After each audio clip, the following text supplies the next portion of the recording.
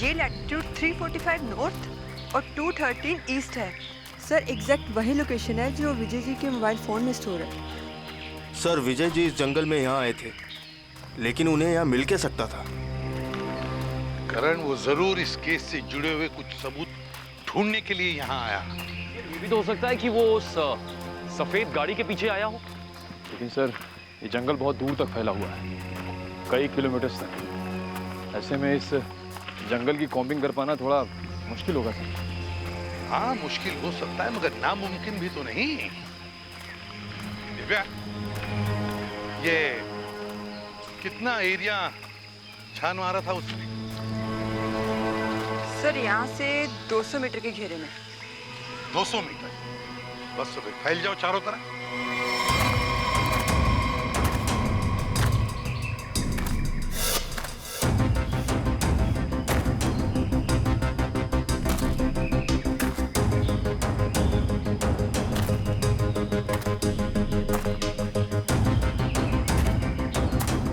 Sir. हाँ हाँ Nikhil. Sir हाँ ये देखिए सर।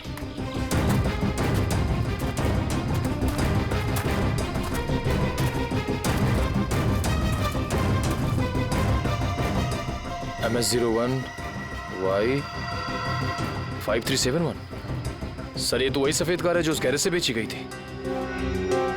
देखो जरा, गाड़ी साफ करो अच्छी तरह से।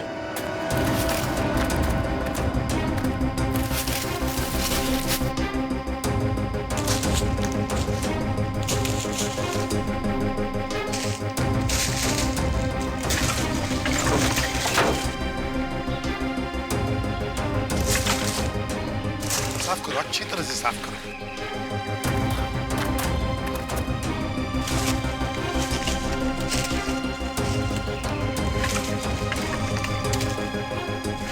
सर।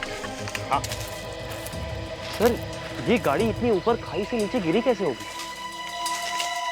एक्सीडेंट हुआ होगा।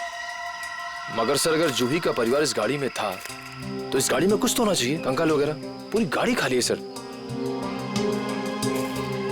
सर 10 साल हो गए, कीड़े सब खा गए होंगे अंदर। हाँ मगर केविन कुछ तो मिलता, कुछ तो मिलता है ना। एक काम करो, एक गाड़ी के अंदर जितनी भी धूल मिट्टी है सब इकट्ठा करो। करण जाकर वैक्यूम क्लीनर लेके आओ। सर ऐसा भी तो हो सकता है कि वो लोग कभी गाड़ी में थे ही नहीं। केविन ये भी तो हो सकता है कि गाड़ी के अंदर जितने भी परिवार वाले थे उनकी लाशों को कहीं और फेंक दिया और गाड़ी को यहाँ खाई में लाकर नीचे ढकेल दिया।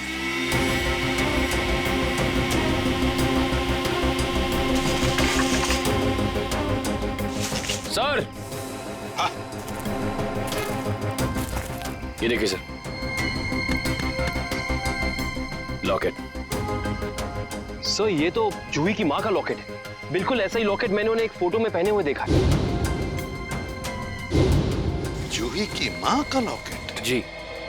फिर इसका एक ही मतलब हो सकता है कि जूही के परिवार वालों को इसी गाड़ी में लाया गया और फिर उनकी लाशों को कहीं और ठिकाने लगा दिया और गाड़ी को यहाँ इस खाई में लाके ढकेल दिया ताकि कोई सबूत न रहे। ना रहेगा बांस, ना बजेगी बांसुरी। जी साळुंखे साहब, कुछ पता चला? अरे यार अभिजीत, ये बात गलत है यार। आते ही धन्य से सवाल कर देते हो। मैं यार आए हो, हाल चाल पूछो, अपने बताओ। मतलब हालचाल? अरे हालचाल पूछने वाला था सर। कैसी है तारिका जी? अरे भाई साहब, मैं अपने बारे में बात कर रहा हूँ भाई। मेरे भी तो हालचाल पूछ सकते हो ना यार। आपके? हाँ क्यों? हाँ क्यों नहीं, क्यों नहीं। आपके हालचाल कैसे कैसे हैं आप? हाँ मैं अच्छा हूँ, ये हुई ना बात। अब आओ पूछो। अरे आए हो, हाल चाल पूछो, हाय हेलो करो, काम तो होता ही रहता है, बताएंगे ही ना। अब बताओ क्या पूछ रहे थे तुम? ये जो धूल मिट्टी मिली थी कार में से, हाँ इसमें से आपको कुछ मिला? हाँ अभिजीत, इस मिट्टी में से हमें एक नाखून का टुकड़ा मिला और कुछ बाल मिले। उनमें से एक बाल किसी 40 साल की महिला का है और ये नाखून का टुकड़ा किसी 10-12 साल के बच्चे का है और इन दोनों का रिकॉर्ड नहीं है हमारे पास। जरूर ये जूही की माँ और उसके भाई का होगा। और बाकी बाल के टुकड़ों का अभी भी टेस्ट चल रहा है। रिपोर्ट लेने गई है श्रेया। सर, पता चला है कि रघुनाथ जी की फैमिली के गायब होने के कुछ दिन पहले ही उन्होंने अपने खास एम्प्लॉई मुकेश को नौकरी से निकाल दिया था। मुकेश? कहीं सबके पीछे इस मुकेश का हाथ तो नहीं? सर, जो बाल के टुकड़े टेस्ट के लिए गए थे उनमें से एक बाल का डीएनए मैच हो गया है। किसका? भानु नाम है उसका। अंडरवर्ल्ड का कॉन्ट्रैक्ट किलर है, सुपारी लेके मर्डर्स करता है और कई मर्डर केसेस भी चल रहे हैं उस पर। भानु?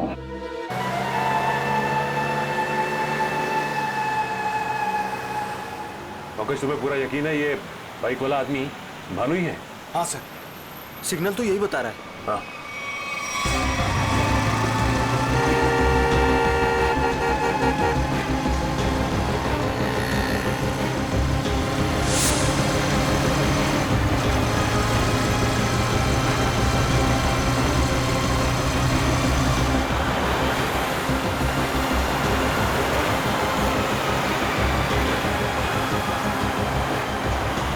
अचानक गायब कहाँ हो गया? दिखाई नहीं दे रहा। ओह माय गॉड। सर, सर, गोली चली यहां से।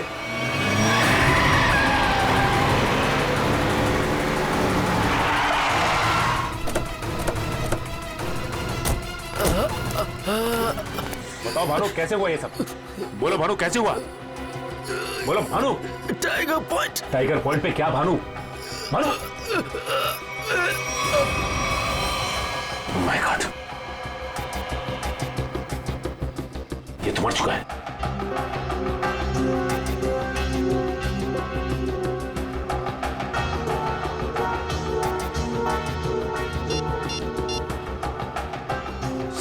सर, इसके मोबाइल में एक अनआइडेंटिफाइड नंबर से मैसेज आया था। एक मिनट।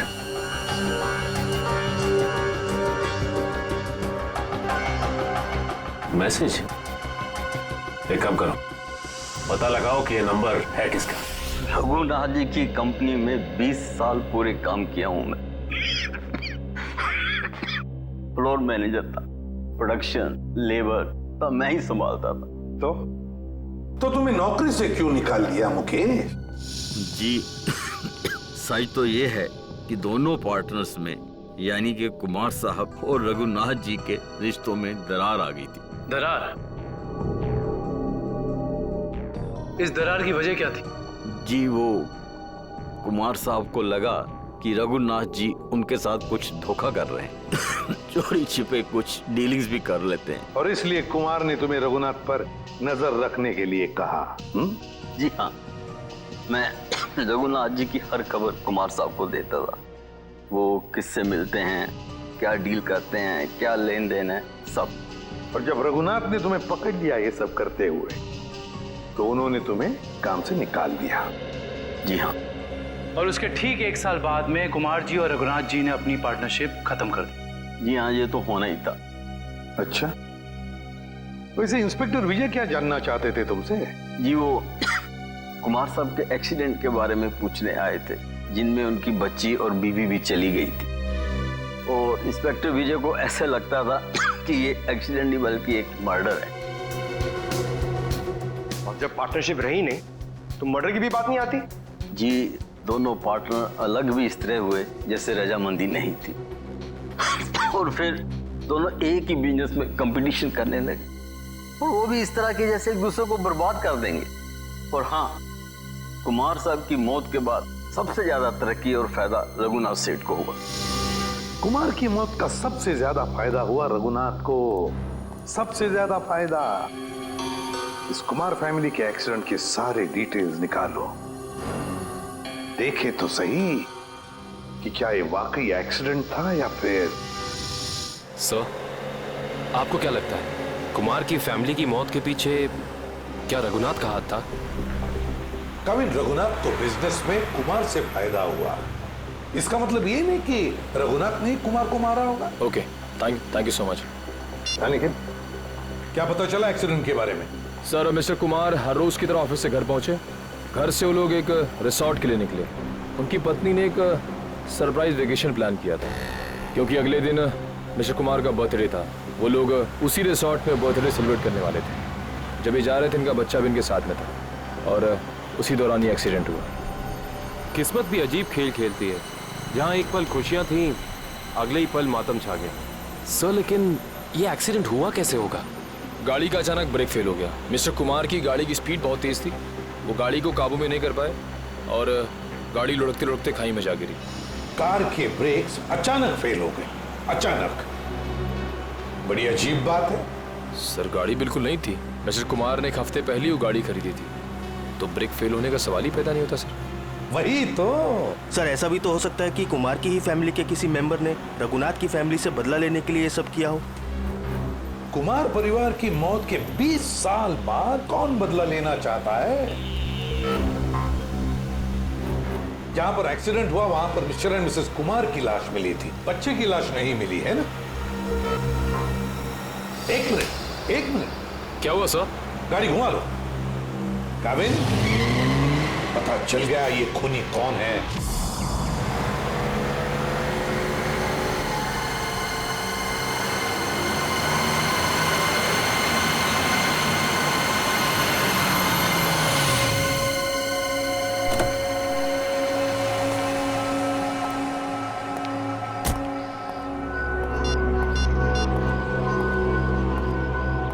हेलो, हाँ मैं पहुंच गया हूँ 42 माइलस्टोन के पास। अब क्या करना है? क्या पुल के नीचे 42 माइलस्टोन की तरफ? अच्छा ठीक है।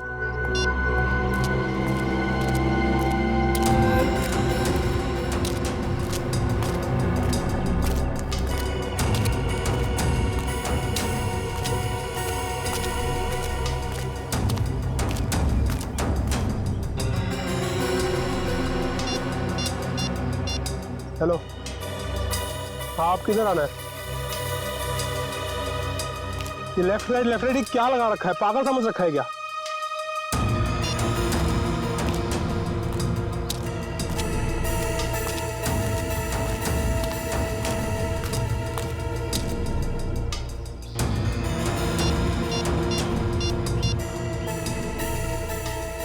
हेलो, मुझे क्या पागल समझा है क्या? कब से इधर उधर घुमा रही है? चुपचाप सामने आ जा, नहीं तो मैं वापस चला जाऊंगा। इधर मेरा मुंह खुला और तुम जेल के अंदर, इसलिए जल्दी से सामने आ और मुझे मेरा रोकड़ा दे ताकि मैं जाऊं यहां से। मैं जा रहा हूं। घबराओ मत अनुज, तुम्हारा पैसा पेड़ के पीछे रखा है।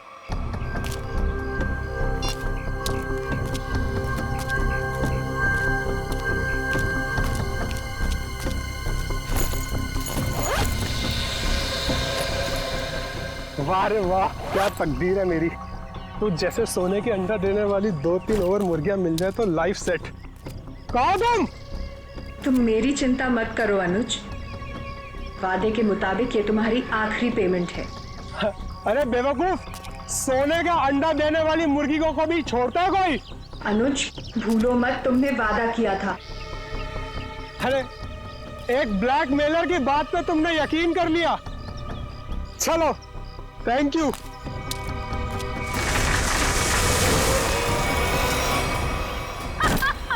ये क्या कर रहे हो जोई तुम?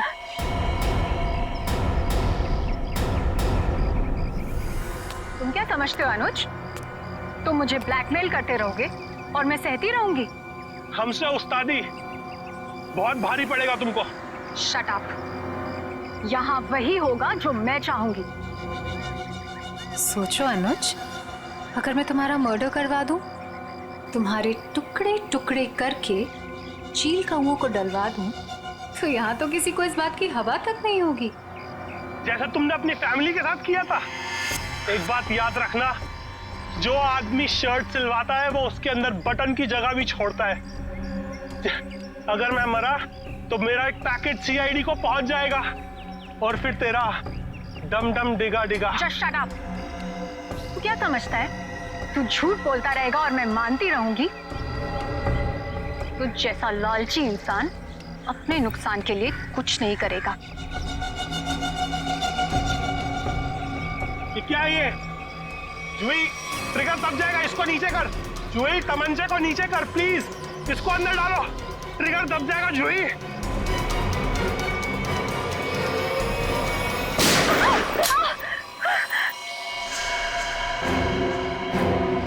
सीपी सर आप तो आखिर आपको पता चल ही गया। खिलौना तुम्हारे हाथों में अच्छा नहीं लगता। अपने लोगों को कह दो चुपचाप हमारे हवाले हो जाए। देख क्या रहे हो, भूल दो सीपी को।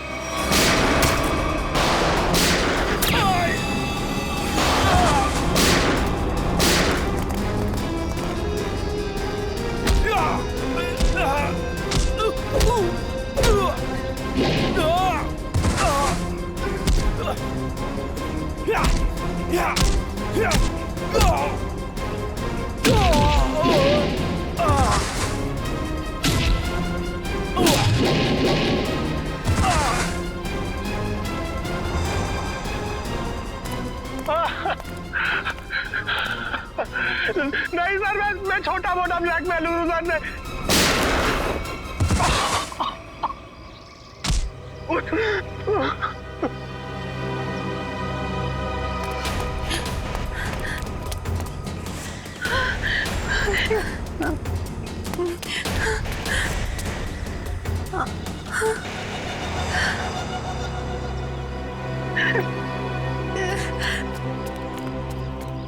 देखो इस प्यारी बिटिया को जिसने अपने माता पिता का खून कर दिया।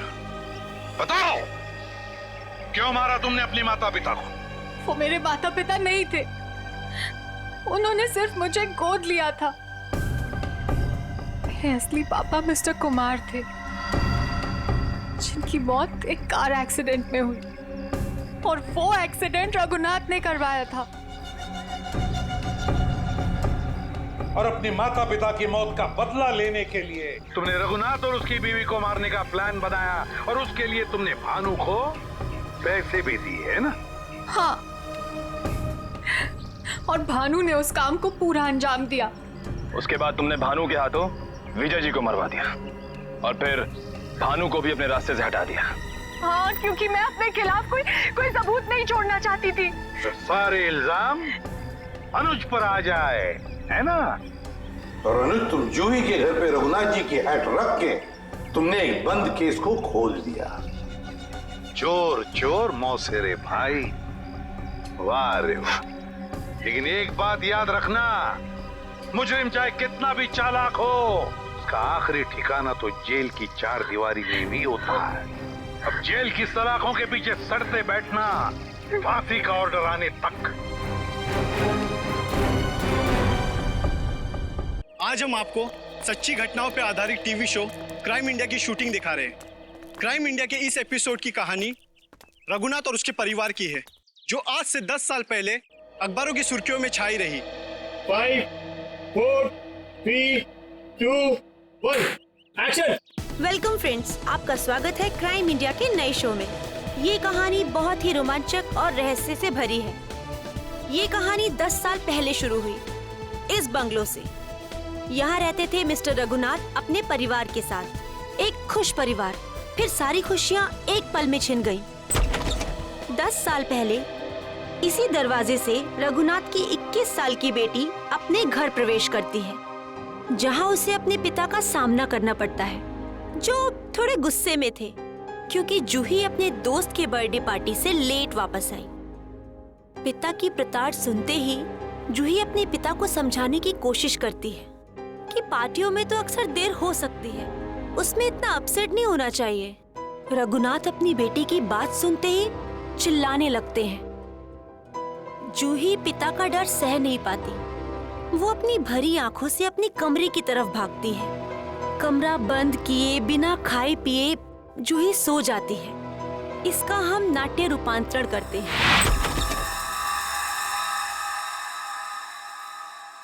मम्मा, पापा, मम्मा, मम्मा, पापा। ये क्या? घर में कोई नहीं है क्या? ऐसा तो कभी नहीं होता है। मम्मी, मम्मी, पापा। ये क्या? यहाँ पर भी कोई नहीं है। कहीं बेडरूम में तो नहीं है? मम्मी, पापा, मम्मी, पापा, ये क्या? कहाँ गए सबके सब? मम्मी, मम्मी, आप यहाँ पर हो? मैं कितनी परेशान हो गई थी पता है? मम्मी, मम्मी,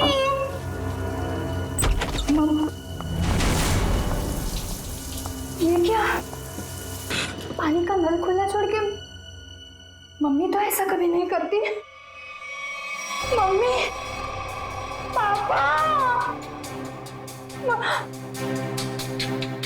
राहुल, राहुल, राहुल, राहुल, अरे राहुल को स्कूल छोड़ने गई होगी मम्मी।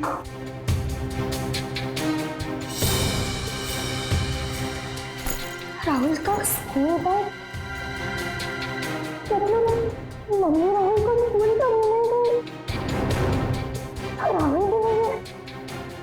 मम्मी, पापा, पापा की गाड़ी,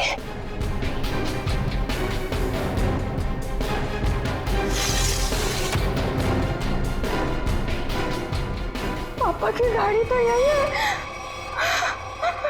पापा तो ऐसा नहीं करते कभी। पापा। उस दिन से आज तक जूही को अपने माता पिता और भाई के बारे में कोई खबर नहीं मिली। कहाँ खो गए वो तीनों? लेकिन जूही अपनी आखिरी याद अब तक नहीं भूल पाई है।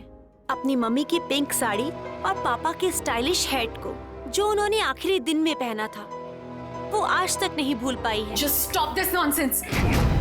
आप लोग किसी को चैन से जीने देंगे या नहीं?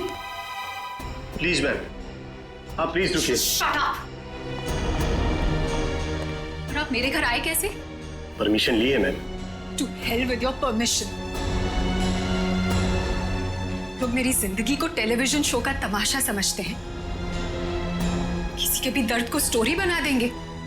जिस घर से मेरी यादें जुड़ी हैं, आप उन्हीं यादों को एक्सपोज करेंगे। ये मैं नहीं होने दूंगी। Just go from here. चाहिए। ट्रस्ट मी मैम, हम ऐसा वैसा कुछ नहीं दिखा रहे हैं, बल्कि ये तो आपके लिए अच्छा ही है कि हो सकता है कि शो के बाद आपको नए फोन कॉल्स आए कि आपके मिसिंग पेरेंट्स मिल गए हैं। प्लीज मुझे और लालच मत दो। छोड़ दो मुझे मेरे हाथ में। I said just go from here. Sir, live telecast चल रहा है, आप गलत ना समझे। हम पूरे मसले को बहुत सेंसिटिवली हैंडल कर रहे हैं। सर समझाइए मैम को प्लीज।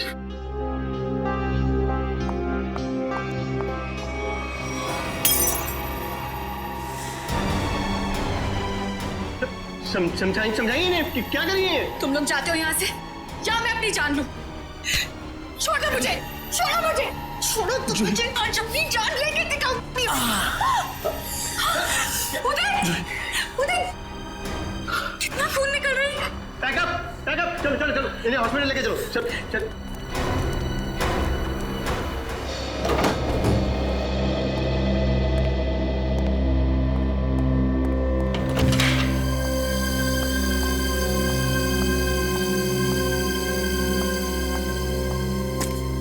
तुम बैठो, मैं तुम्हारे लिए हल्दी वाला दूध लाती हूँ, थोड़ा आराम मिलेगा। छोड़ो आराम आराम, इतनी फिक्र करती हो तो अपने गुस्से को कंट्रोल में रखना सीखो। मरने मारने पर उतर आई उस वक्त। तो फिर क्या करती? वो लोग मेरे घर वालों की इज्जत के साथ खिलवाड़ कर रहे थे, मेरे जख्म को रेत रहे थे।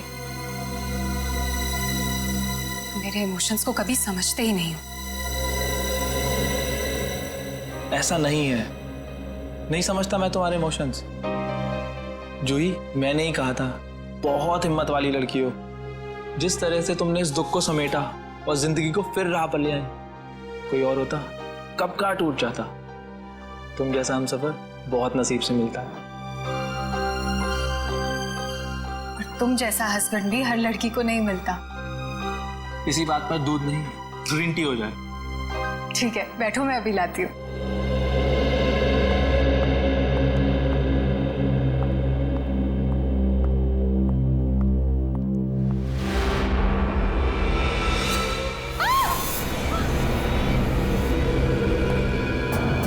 क्या हुआ जूही?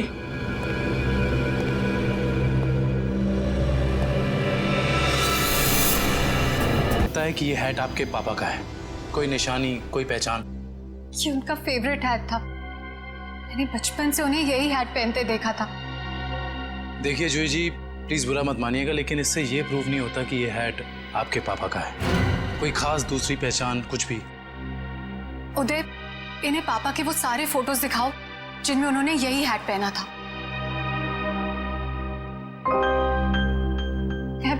मैं पापा से कई बार कहती थी कि यह हैट पुराना हो गया है, इसे फेंक दो। पापा कहते थे मेरा सर भी पुराना हो गया है, उसे भी फेंक दूं क्या?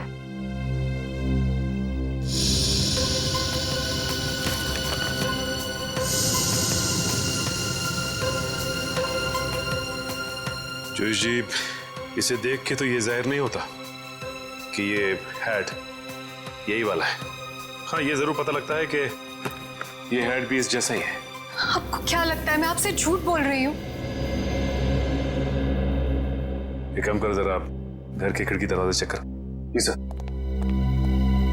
जोश जी, आप जो कह रही हैं वो तो हम मान लेते हैं, लेकिन ये हैट यहाँ पे आया कैसे? अपने आप तो नहीं आया। जी सर, किसी ने तो इसे यहाँ रखा ही है। आपको किसी पे शक? नहीं सर, पीछे के सारे दरवाजे और खिड़कियां अंदर से बंद है सर। इसका मतलब जो भी अंदर आया उसके पास मेन डोर की चाबी थी। जूही जी, आपने अपने घर की चाबी किसी और को भी दी है क्या? नहीं तो।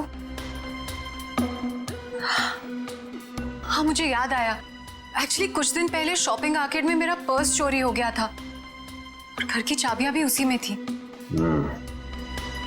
बड़ी लंबी प्लानिंग की गई है, लेकिन 10 साल बाद ये हैट यहाँ रखने का क्या मतलब हो सकता है?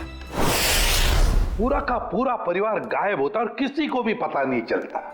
ऐसे कैसे कोई गायब हो सकता है? सर, पुलिस रिपोर्ट में लिखा है कि ना किसी ने चीखने चिल्लाने की आवाज सुनी, ना ही कोई गोली चलने की आवाज सुनी।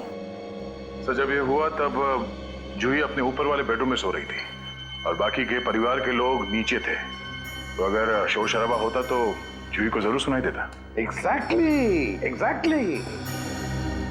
अच्छा, इस वॉचमैन का क्या कहना है? सर, उसने बताया कि उसने ना किसी ऐसे आदमी को और ना ही ऐसी किसी गाड़ी को बाहर जाते हुए देखा। सर, यहाँ तक कि उसने रघुनाथ जी की फैमिली को भी उस घर से बाहर जाते हुए नहीं देखा। सर, रिपोर्ट में ये भी लिखा है कि घर में जबरदस्ती अंदर आने का कोई निशान भी नहीं मिला था। सर, एक बात समझ में नहीं आ रहा, जब घर के सारे लोग गायब हैं तो ये जूही कैसे बच गई? वही तो, जूही को क्यों छोड़ा है? सर, हो सकता है उसे जानबूझकर किडनैप नहीं किया गया, ये भी कोई साजिश हो। अच्छा, उस हैट पर से कोई उंगलियों के निशान मिले? हाँ सर, उस हैट पे 5 लोगों के उंगलियों के निशान मिले हैं। 2 तो जूही और उसके हस्बैंड के हैं, बाकी के मैच नहीं हुए हैं। जूही और उसके पति की उंगलियों के निशान। हो सकता है 10 साल बाद जब अपने पिता की हैट देखी तो दोनों ने उठाई होगी। सर, अखबार की एक कटिंग में लिखा था कि रघुनाथ जी के एक भाई है, हिमांशु, जिनसे उनकी ज्यादा बनती नहीं थी। दोनों भाइयों में प्रॉपर्टी को लेकर कोई झगड़ा चल रहा था। और बाद में हिमांशु ने जूही से कुछ पुराने इन्वेस्टमेंट्स लौटाने के लिए कहा था। सर, इस हिमांशु के बारे में पता लगाना पड़ेगा। सर, एक और बात पता चली है। क्या? सर, जब हम इस केस की फाइल्स लेने गए तो वहां से पता चला कि ये फाइल्स इंस्पेक्टर विजय भी 2-3 दिन पहले लेकर गए थे। इंस्पेक्टर विजय? यार, इंस्पेक्टर विजय तो रिटायर हो चुका है, और फिर भी उसे इस केस में दिलचस्पी क्यों? रिटायरमेंट के बाद में तो केस छोड़ देना पड़ता है। नहीं नहीं नहीं नहीं, ये नहीं हो सकता। या तो रघुनाथ जी का केस सॉल्व होगा या तो रिटायर्ड इंस्पेक्टर विजय डिसॉल्व होगा। ये मेरी भी जिद है। और रंजीत, मैं बहुत नजदीक पहुंच गया हूं। किसी भी दिन कमिश्नर के पास पहुंच सकता हूं। सर्विस के दौरान 99 केस और रिटायरमेंट के बाद ये पहला केस, यानी हो गए पूरे 100। रंजीत, मैं बाद में फोन करता हूं। मैं देख के आता हूं क्या गिरा है।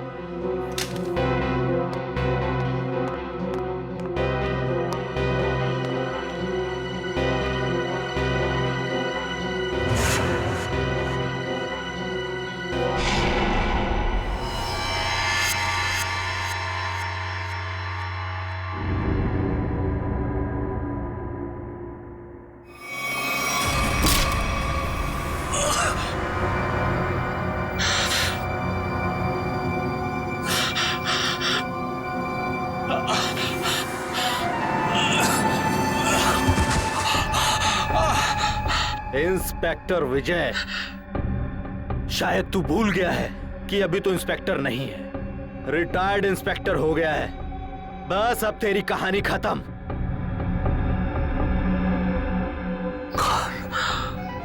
कौन हो तुम? कौन हो तुम? बहुत ठोका था ना मुझे, अभी तक मेरी हड्डियां बोलती हैं। बस अब बस, चार्जशीट भूल जा, फाइल भूल जा। क्यों दबे हुए केस को हवा दे रहा है? बंद कर दे वो केस, बंद कर दे।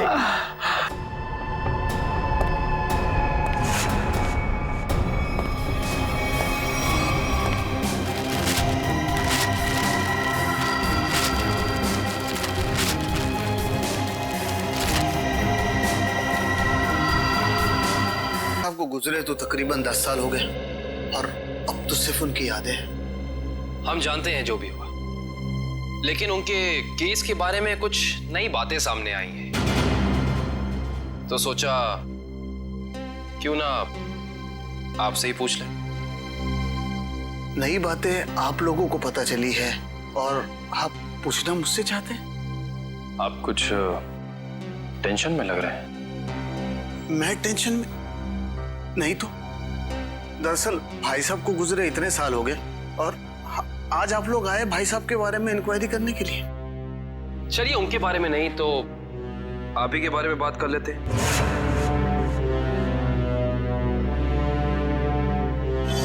कल दोपहर में कहाँ थे आप? ऑफिस में था। ऑफिस? रियली? इसमें हैरान होने वाली क्या बात है? आप कल 12 से 3 बजे तक ऑफिस में ही थे। एक्चुअली मैं लंच आवर्स में घर आता हूँ 2-3 घंटा रेस्ट करने के लिए। आपके घर का एड्रेस 54 गुलमोहर रोड है ना? जी नहीं।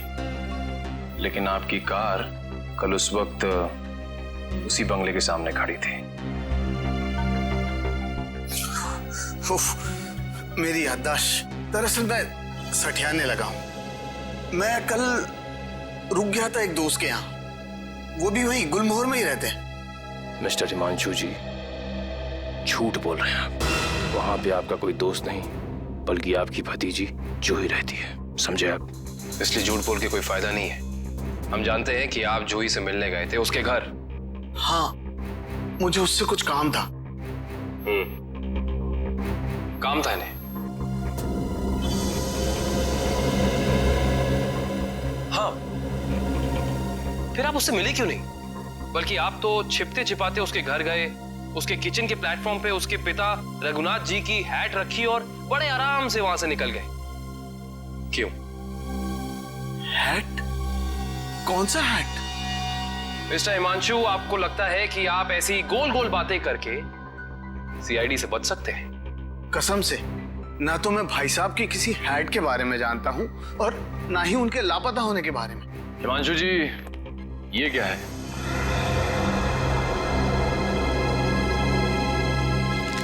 बॉन्ड्स है, मेरे ही है। यही चुराने गया था मैं वहां। बॉन्ड्स? हिमांशु जी, आप अपने ही बॉन्ड्स चुराने गए थे? मिस्टर हिमांशु, आप क्या बचपन से ही ऐसी बेफिजूल की पहेलियां बुझाते रहते हैं? पहली नहीं, सच कह रहा हूं। मैंने और भाई साहब ने मिलकर इन्वेस्ट किया था इनमें, लाखों के है। भाई साहब लापता हो गया और जूही कब्जा करके बैठ गई, दे ही नहीं रही थी। क्या करता, अपनी ही चीज चुरानी पड़ी। हिमांशु जी, चलिए मान लिया एक पल के लिए कि आप सच बोल रहे हैं, लेकिन मैं सच ही कह रहा हूं। लेकिन एक बात आप लोगों को बोलना भूल गया। जैसे ही मैं बॉन्ड्स लेकर वहां से निकल ही रहा था कि अचानक दरवाजा खुलने की आवाज आई। मैं घबराकर छुप गया। मुझे लगा कि शायद उदय या जूही होंगे, लेकिन कोई और ही था। कौन था? मैं उसका चेहरा तो नहीं देख पाया, सिर्फ पीठ ही देख पाया। लेकिन इतना तो तय है कि वो उदय नहीं था, क्योंकि वो उदय से काफी लंबा और तगड़ा था। बाल लंबे थे, जैकेट पहन रखी थी और शायद जीन्स थी। अच्छा, और कोई खास बात याद है आपको? कोई खासियत, जैसे उसे भीड़ में देखे तो पहचान ले? हाँ, उसके शूज क्रोकोडाइल लेदर के थे। Crocodile leather.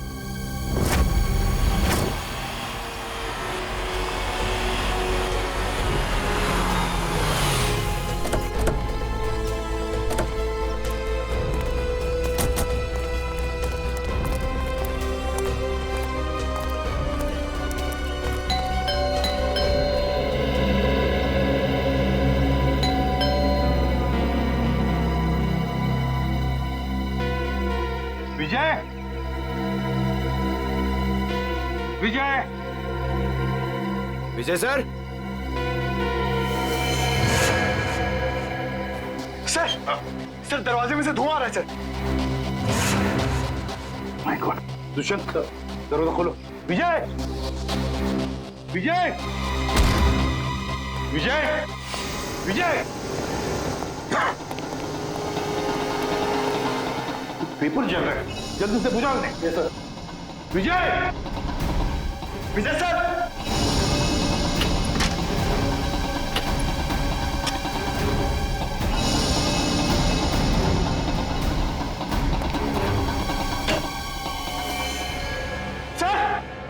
सर जल्दी आइए। क्या हुआ पंकज? Oh my god. विजय,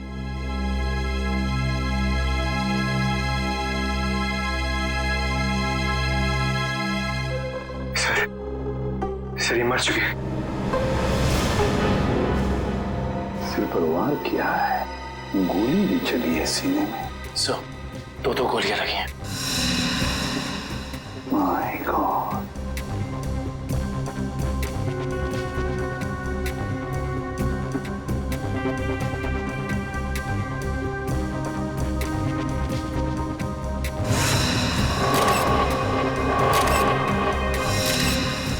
पंकज, पलटाओ इन्हें।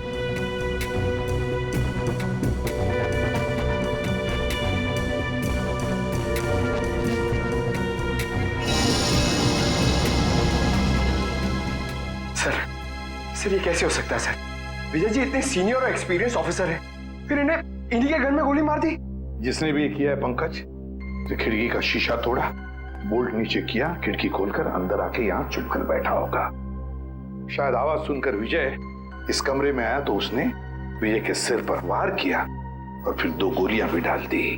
सर, लगता है कि खूनी और विजय जी की कोई पुरानी दुश्मनी थी, इसीलिए रिटायरमेंट के बाद मौका मिलते ही इन्हें मार डाला। ये भी तो हो सकता है ना दुष्यंत, कि विजय किसी मुजरिम के लिए खतरा बन गया था। शायद उसी ने किया हो। ढूंढो इस कमरे को अच्छी तरह, एक एक कोना छानो। और पंकज, कुछ ना कुछ तो मिलना चाहिए, ढूंढो अच्छी तरह से।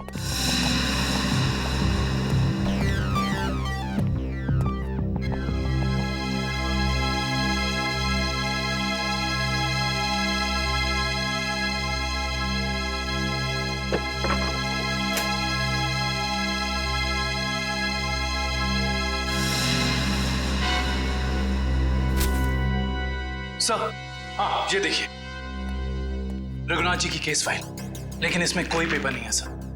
बाकी सब केस फाइल के पेपर्स हैं। ये देखिए सर, सब में पेपर्स हैं, सिवाय इसके। तो भी दुष्यंत, इसका एक ही मतलब है, इसके अंदर जो पेपर्स है वो वहां जलाए जा रहे थे। कोई नहीं चाहता था कि रघुनाथ के केस के बारे में हमें कुछ पता चले। सर, हाँ सर, विजय जी का मोबाइल मिला और आखिरी कॉल उन्होंने किसी अनुज को किया था। तो फोन करो इस अनुज को।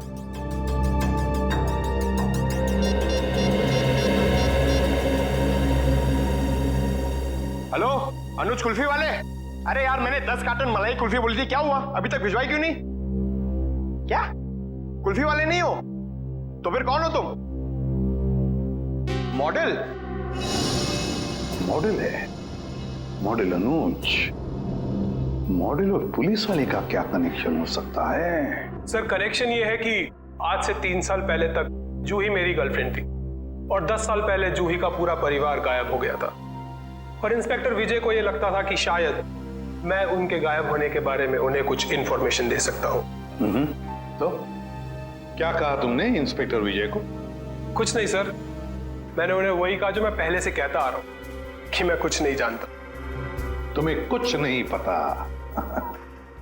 पंकज, अरे ये किधर जा रहे हैं आप लोग? तुम्हारे घर की तलाशी ले रहे हैं।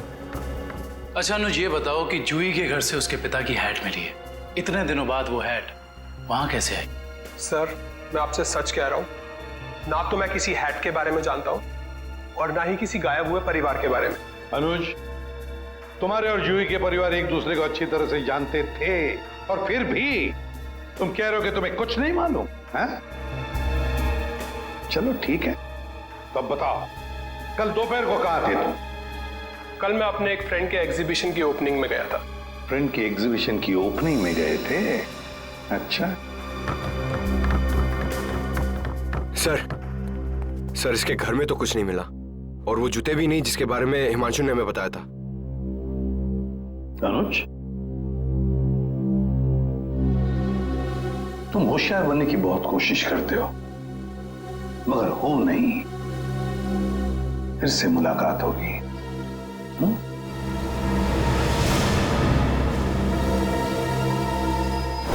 तो समझ में नहीं आ रहा ये आदमी चाहता क्या है। जो एक तरफ वो जूही के घर में हैट रखता है और दूसरी तरफ विजय को मारकर केस के फाइल्स, पेपर्स और फोटोज मिटा देता है।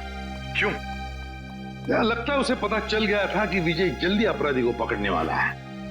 लेकिन एक बात समझ में नहीं आ रही है कि उसने रघुनाथ की हैट जूही के घर में क्यों रखी? क्या सोच रहा है वो? कोई ना कोई चाल तो जरूर है दया, इसके पीछे कोई ना कोई चाल तो है। ये केस कुछ ज्यादा ही उलझा हुआ है सर। वैसे विजय के काम करने के तरीके को मैं अच्छी तरह से जानता हूं। वो सारे के सारे अंडे एक ही टोकरी में कभी नहीं रखता। इन्वेस्टिगेशन की अलग अलग कड़ियां वो अलग अलग जगह पर रखता था। सर, विजय के सारे रिलेटिव्स से पता किया, किसी को भी मालूम नहीं है कि वो कर क्या रहा है। उसके मोबाइल से कुछ पता चला है? नहीं सर, कुछ पता नहीं चला। वे देखना पड़ेगा मौत के कुछ दिन पहले विजय कहां कहां गया था, किस किस से मिला था। सर, इंस्पेक्टर विजय के घर पे हमें जो जले हुए कागज के टुकड़े मिले थे, उनमें से ये टुकड़ा आधा जला हुआ है और इस पर नवदीप गराज लिखा हुआ है। नवदीप गराज? दया, विजय ने ये नाम ऐसे नहीं लिखा है। जरूर इस गराज का इस रघुनाथ के केस से गहरा संबंध है। जरूर कोई ना कोई गहरा संबंध है। विजय सर हाल ही में एक सेकंड हैंड कार के बारे में पूछने आए थे। Second hand car? जी हाँ, एक व्हाइट कलर की सेडान कार बेची थी 10 साल पहले। विजय सर उसी के बारे में पूछने आए थे। उस गाड़ी के कोई रिकॉर्ड या पेपर्स होंगे आपके पास? जरूर सर, हम रिकॉर्ड हमेशा पक्का रखते हैं। गाड़ियों का मामला है, क्या पता कब कोई चोरी की निकल आए। शेखर, वो जरा गाड़ियों की सेल डिटेल की फाइल लेके आना। याद है ये गाड़ी किसने खरीदी थी? जी हाँ, कोई गिरीश साहब थे, उन्होंने खरीदी थी। ये लीजिए सर। ये लीजिए, ऊपर ही रखे हुए हैं, विजय सर को दिखाने के लिए ही निकाले थे।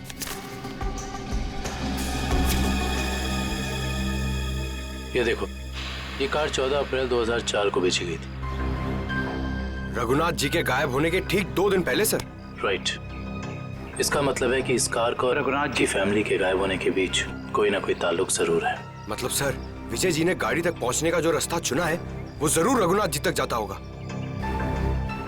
एक काम करते हैं, पहले तो आरटीओ से ये पता करते हैं कि ऐसी किसी कार का रजिस्ट्रेशन हुआ था या नहीं, और विजय जी के मोबाइल पोजीशनिंग रिकॉर्ड से ये पता करते हैं कि पिछले दिनों वो कहां गया था। हो सकता है इस केस को सॉल्व करने में हमें कोई मदद मिल जाए।